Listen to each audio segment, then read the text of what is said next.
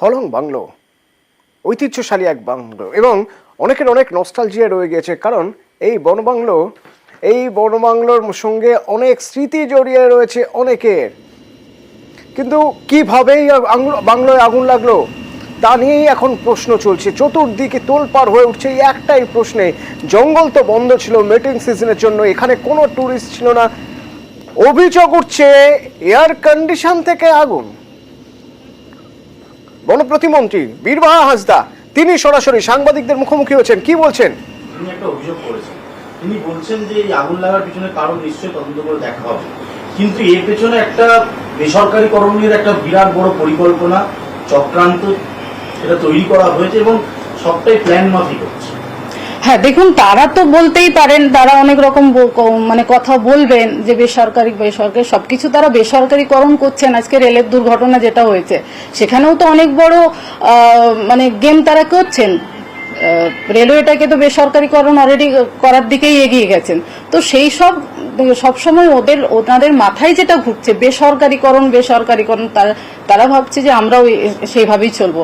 আমাদের রাজ্যের মাননীয় মুখ্যমন্ত্রী মমতা বন্দ্যোপাধ্যায় যথেষ্ট ক্ষমতা আছে সরকার চালানোর, আমরা বেসরকারিকরণের দিকে কিন্তু এগোইনি, আজ পর্যন্ত কোনো ব্যাপারে এগোইনি। তো সেই জায়গা থেকে তারা যে গল্পটাকে সাজানোর চেষ্টা করছে সেটা রাজনীতি করার জন্যই করছে। দেখুন, পুরোটাই তো শেষ হয়ে গেছে, সবাই আপনারা দেখেছেন, মানে একটাও কিছু বেঁচে নেই সেইখানে। পুরো কোনো বন্যপ্রাণ ক্ষতিগ্রস্ত হয়নি না, কোনো বন্যপ্রাণীর ক্ষতি। দমকলের প্রাথমিক অনুমান, দমকল ওখান থেকে আমাদেরকে জানিয়েছে, দমকলের প্রাথমিক অনুমান যে শর্ট সার্কিট থেকেই হয়েছে এবং এসি থেকেই হয়েছে। এবার আপনাদের বক্তব্য সেটা তদন্ত সাপেক্ষ, খুব ভালো, কিন্তু যদি মানে তাহলে কিভাবে হলো? আপনারা তো ওখানকার কর্মীদের সঙ্গে নিঃসন্দেহে কথা বলেছেন এবং সেই জায়গা থেকে দাঁড়িয়ে এখনো পর্যন্ত আপনারা প্রাথমিকভাবে কি জানতে পেরেছেন?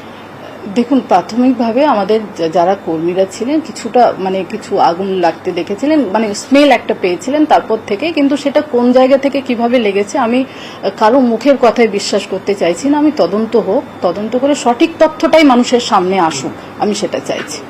ওখানে কি কোনো ধরুন এই সময় তো পর্যটক মানে থাকার কথা নয়, হতে পারে একমাত্র মেইনটেনেন্স, এছাড়া তো ওই বনবাংলো নিঃসন্দেহে মানে কেউ থাকার তো অধিকার আছে ওখানে এখন? কারণ দেখুন, বনবাংলো বন্ধ আছে, টুরিস্ট যায়নি, কিন্তু আমাদের বনকর্মীরা তো আছেই, ধারে কাছে তো বনকর্মীরা থাকে এবং সেখানে আমরা অন্য কাউকে ঢুকতেও দিচ্ছি না।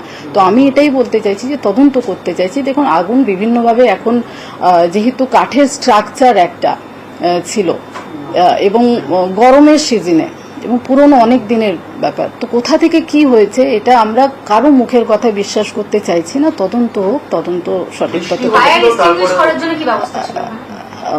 মানে যেটা প্রাথমিক যেভাবে প্রত্যেকটা জায়গায় থাকে সেভাবে ছিল। এবং আমার কর্মী যারা ছিলেন তারা প্রথম যে আগুন দেখতে পেয়েছিলেন তখন কিন্তু একটু প্রচেষ্টা করেছিলেন, কিন্তু যেহেতু অনেক বড় একটা ব্যাপার আর কাঠের যেহেতু স্ট্রাকচার ছিলেন তার জন্য ওটাকে আটকানো যায়। আরো যে সমস্ত কাঠের বাংলোগুলো রয়েছে, বড় বাংলোগুলো, সেগুলোর ক্ষেত্রে আপনারা আগামী দিনে ভবিষ্যতে সুরক্ষার জন্য হ্যাঁ, অবশ্যই আমরা আজকে মিটিংটা করছি, সে নিয়েও আমাদের আলোচনা আছে যে পরবর্তীকালে কোনো জায়গায় যাতে এরকম ধরনের কোনো কিছু হলে যাতে আমরা আটকাতে পারি কিছুটা হলেও, তার জন্য আজকে মিটিং এ আলোচনা হবে।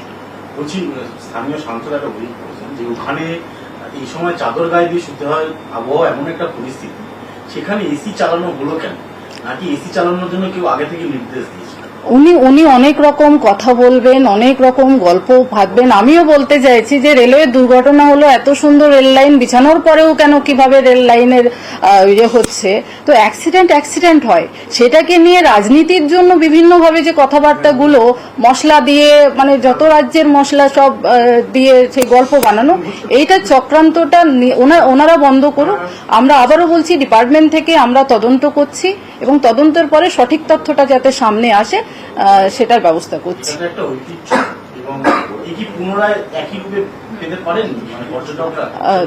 দেখুন, আমি প্রথমেই একটা কথা বললাম যে আমাদের রাজ্যের মাননীয় মুখ্যমন্ত্রী মমতা বন্দ্যোপাধ্যায় উনি আছেন, উনি যেভাবে আমাদেরকে ইনস্ট্রাকশন দেবেন আমরা সেভাবে কাজ করব। উনি মানে প্রত্যেকটা জায়গা উনি যেভাবে সাজিয়ে তুলেছেন, আমি আশা করব এইভাবে উনি সাজিয়ে তুলবেন জায়গাটা। এরকম একটা ঐতিহ্যমণ্ডিত বাংলো, তার জন্য কি আরো বেশি সতর্ক হওয়া উচিত ছিল না? দেখুন, সতর্ক আর সবসময় মানুষ জেনে বুঝে কোনো ভুল করে না, অঘটন হয়। আমি আবার এই প্রশ্নটাই মানে তুলে দিচ্ছি আপনাদের সামনে, যে রেলওয়ে যে ঘটনাটা, এত বড় ঘটনা হয়েছে, জেনে শুনে নিশ্চয়ই এতগুলো মানুষকে মারার জন্য কেউ প্ল্যান করে করেননি। অ্যাক্সিডেন্ট হয়। এবং আবারও বলি যে মানুষ হিসেবে আমাদের সবারই একটা জায়গা থেকে মানে সবসময় মশলা দিয়ে একটা গল্প না বানিয়ে সঠিক তথ্যটা আসুক, আমরা সবাই চাইবো, এবং ডিপার্টমেন্টকে আমি বলবো সবাই মিলে একটু সহযোগিতা করুন। আচ্ছা, একটা রিকোয়েস্ট করবো। হ্যাঁ, গোটাটাই বলেছেন সবকিছু, গোটাটা একদম পুরোপুরি যে আপনাদের এই নিয়ে আলোচনা হয়েছিল কালকে, ওকে আমরা কেউ কোশ্চেন করবো না। হ্যাঁ, please. এই আলোচনা হয়েছে, এত কমিটির একটা সদস্য কমিটি গঠন করা হবে, এত সদস্য কালকে পাঠানো হবে, বাকি করা হবে, বা পুরোটা যে মুখ্যমন্ত্রীর সঙ্গে আলোচনা করে আবার কিছু না, আপনি পুরো মানে বলুন। straight মাঝখানে আপনি কেউ বলুন, interfere করবেন আমরা না। কেউ interfere করবো না। একটা আচ্ছা না, গতকাল 8:55 সময় আমি খবর পাই এবং ডিপার্টমেন্ট থেকে আমরা খবর পেয়েছি যে এভাবে আগুনটা লেগেছে, এবং তারপর থেকে আমরা আজকেও দপ্তরে মিটিং আছে, আমাদের মিটিংয়ে আলোচনা হবে, এবং আলোচনা করে আমরা 4-5 জনের একটা কমিটি গঠন করছি, যেখান থেকে আমরা তদন্তটা করতে চাই যে কিভাবে আগুনটা লেগেছে না লেগেছে, এবং পরবর্তীকালে কি হবে না হবে সেটাও নিয়ে আমাদের রাজ্যের মাননীয় মুখ্যমন্ত্রী মমতা বন্দ্যোপাধ্যায়ের সাথে আলোচনা করব, এবং তিনি যেভাবে ইনস্ট্রাকশন দেবেন আমরা সেই পথে হাঁটব। আর আপনি কি মানে যাওয়ার কোনো পরিকল্পনা করেছেন? হ্যাঁ, আমি যাব, মানে কাল পরশু আমার একটু অন্য দপ্তরে আছে, মিটিং আছে, আমি সেটা করে তারপরে যাব, অবশ্যই যাব। একটু যাচ্ছে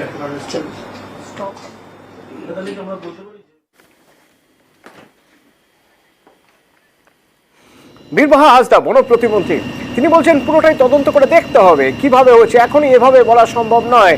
কিন্তু এদিকে আবার প্রাথমিক তদন্ত করে বন আধিকারিক তিনি বলছেন, তিনি দাবি করছেন এসি থেকে শর্ট সার্কিট হয়ে আগুন ধরে যায় বন বাংলোয়, যা নেভানো সম্ভব হয়নি।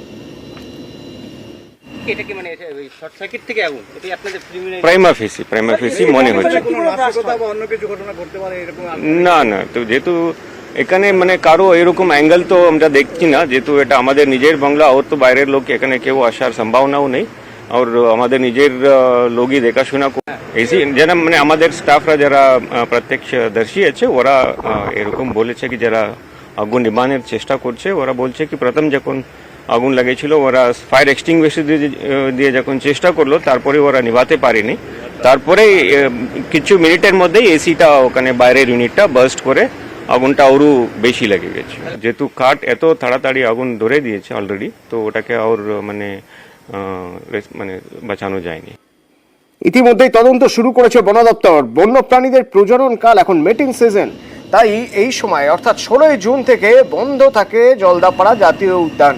ভারতের সব জাতীয় উদ্যানই সেই সময় বন্ধ থাকে, সব জঙ্গলই বন্ধ থাকে। কিন্তু এক্ষেত্রে প্রশ্ন উঠছে যে যদি প্রাইম অফিসিতে মনে হয় এসি থেকেই আগুন লেগেছে, পরের প্রশ্ন আসে এসি তাহলে চলছিল কিভাবে?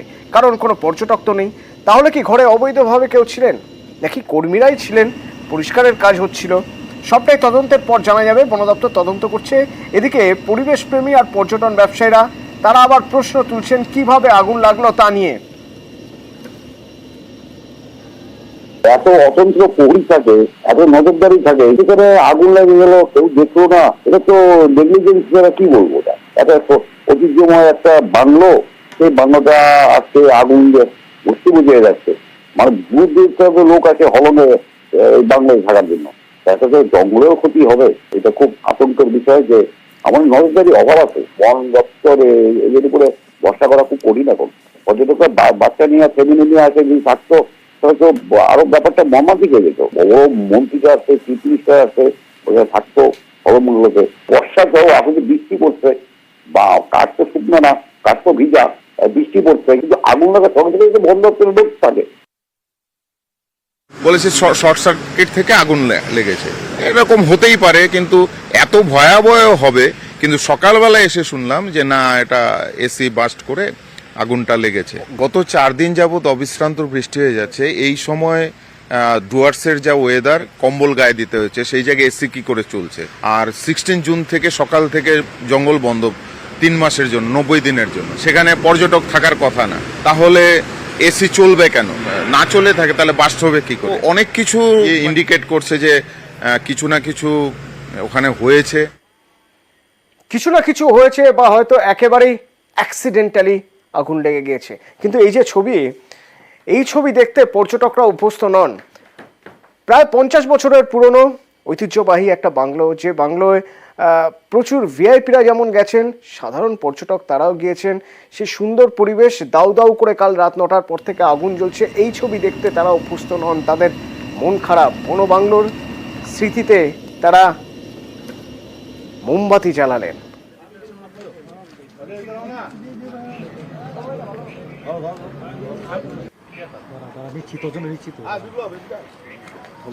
হলং বাংলো আমাদের আবেগের জায়গা, আমরা ছোট থেকে বড় হয়েছি এবং এখানকার পর্যটন তার মেরুদণ্ডই হলো হলং বাংলো। সেই হলং বাংলো যখন জ্বলে পুড়ে যায়, এই কাঠামো যখন আস্তে আস্তে ভেঙে ভস্মীভূত হয়ে পড়ে, সেটা আমাদের আবেগকে নাড়া দেয়, সেটা আমাদের হৃদয়কে নাড়া দেয়।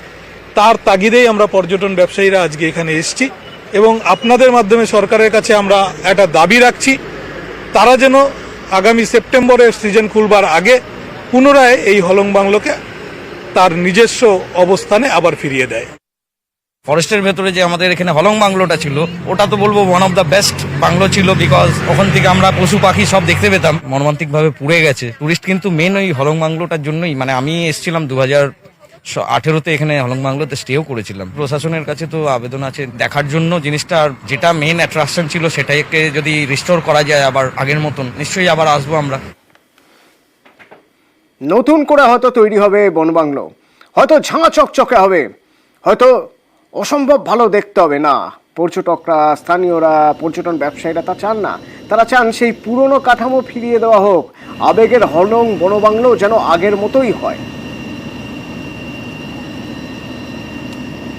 But Hollong bungalow not only India, represent করে all of the world. So that আগের যে কনস্ট্রাকশনটা আছে যেরকম আছে, মানে আপনি যেহেতু এখন মেইন ডিএফওর উপরে আপনার সিসিএফ, আপনি এখানে দীর্ঘদিন এই ডিভিশনে ছিলেন, আমাদের তরফ থেকে এই আপিলটা বনমন্ত্রী এবং ম্যাডামের কাছে পৌঁছে দিবেন। নতুন যখনই তৈরি হবে, please sir, as it is, ওই মানে ইভেন আই থিঙ্ক ওই কালারটাও যেন ওই রকম থাকে, তাহলে মানুষ ওই ডিফারেন্সটা যাতে না বুঝতে পারে। ঠিক, আপনার সেন্টিমেন্টসটা আমরা নিশ্চয়ই আমাদের মাননীয় মন্ত্রীকে প্লাস গভর্নমেন্টের কাছে পৌঁছে দেব। তার সাথে সাথে সেফটি প্রোটোকলটাও আমাদেরকে মানে চলতে হবে, ওটাও আমরা মেনে কিভাবে ওটা অবভিয়াসলি এক্সপার্টসের ওপিনিয়নটা নিয়ে এটাকে পুনর্জীবন আমরা কিভাবে করতে পারি সেটা ভাবা হবে।